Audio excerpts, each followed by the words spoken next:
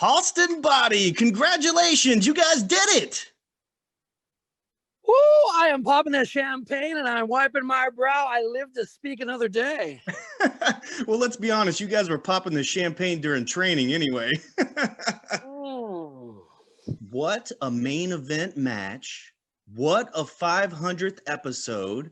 Oh my gosh, the live chat went absolutely crazy. We're going to talk all about it. But first, let's rewind back to the moment that you realized you were actually going to have to get inside the squared circle and compete, because you're not a professional wrestler. Let's just say my heart dropped out of my chest. And this, as I said to Heather, I didn't sign up for that. So of course, listen, I'm not a fearful person, but when things are dropped on me like that, it is a little bit terrifying. And especially when Ruby Ray's listen, CeCe Chanel, all of them, I am not in a position to take on competitors of their stature. And so the notion of, I'll be honest, I have to just say it out loud. I did update my will. Let's just well, CeCe Chanel, my notary and everything. CeCe Chanel is a trained kickboxer. She still trains in kickboxing to this very day. And I was going to say, man, Ruby Ray's is the hired assassin, the equal opportunity assassin, if you will. So they were out, set for one thing and one thing only, and that is to beat you and Heather Monroe and prevent the sanctioning of the United Wrestling Network's Women's Championship. They stacked the deck against you. You guys, not only did you pull off the victory, but you two looked awesome doing it, matching tag team gear. Well, let's put it out there. We always look awesome, but at the end of the day, Ruby, I don't know how much money Nico Marquez put in Ruby Ray's lap, and we can clearly tell CeCe is not in a good place under what we call a contract with Nico. So it was, for lack of a better word, a crapshoot. I didn't know where it was going to go, and the fact that Heather had to train me and push me and motivate me, this is why I'm with the Queen of Hollywood. We are talking to Halston Boddy right here on the Championship Wrestling Podcast. I asked Heather this just last week. What was it like training? And I know you guys had fun behind the scenes and all that kind of stuff, but literally having to get into the ring, there was some effort that was put in there, because it not only was the main event of episode 500, but this was billed as the biggest match in women's division history. And for you to have your first match, I'm assuming, right there. Wow.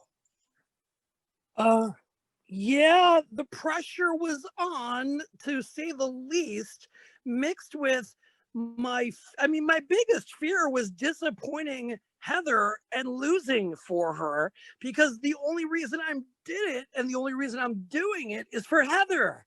So of course, that was the biggest pressure cloud hanging over my head, was the fact that I could be the reason and the cause for all of this to fall apart. Ooh, first of all, that's a lot. I'm really sorry, Halston, if you hear that in the background. Somebody's really trying hard to get in touch with me, but I'll get in touch with them later. But anyways, in the live chat, you were in the live chat watching this as it happened, and your heart seriously just has to be so full with the response that the live chat, we had our biggest crowd yet live chatting with us during this episode. And the minute that you accidentally tagged yourself in, everybody had your back. They were wanting to see you get after it, man. And then when you tagged in on purpose and actually got physical with Ruby, the whole time it seemed like the crowd was they just had your back the whole time. What did that feel like?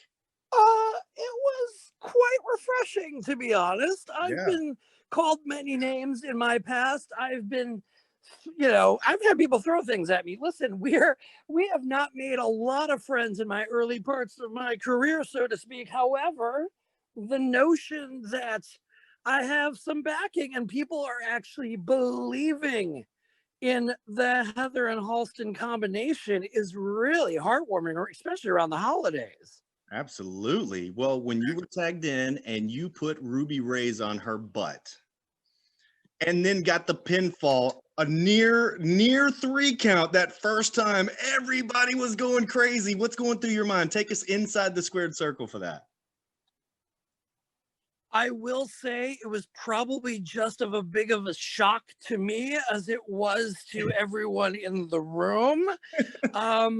I realistically didn't have a move set or a plan in action other than to just swing and punch and move and push.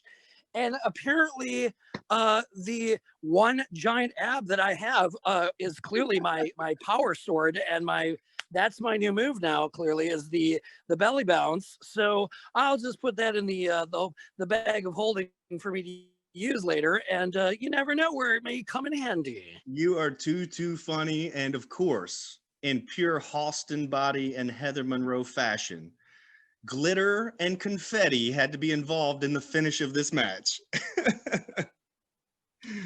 I have weapons where people don't even realize, and there's more to come. It's not just, it's the confetti is always for a celebration, but you never know when you need a pocket full of inspiration to throw at somebody to distract them. And clearly, Ruby Ray's, and not only Ruby Ray's, but Jamie Iovine did not see that coming, which is why I am successful, because I absolutely use my brain and not just whatever brawn I have to try and make things a success for Heather. And I have to ask you before I let you go, this nickname, the Lethal Accessory. How about that? They were calling you the Lethal Accessory during this match. Oh, well, again, I've been called worse. And as long as whatever they want to call me, as long as they call me, darling, I mean, I'll take that. Heck of a match. You guys delivered. The expectations were huge, but you guys literally over-delivered on that match. I think everybody loved it. You saw the live reaction there in the chat. Also, all over Twitter, our phones have been blowing up.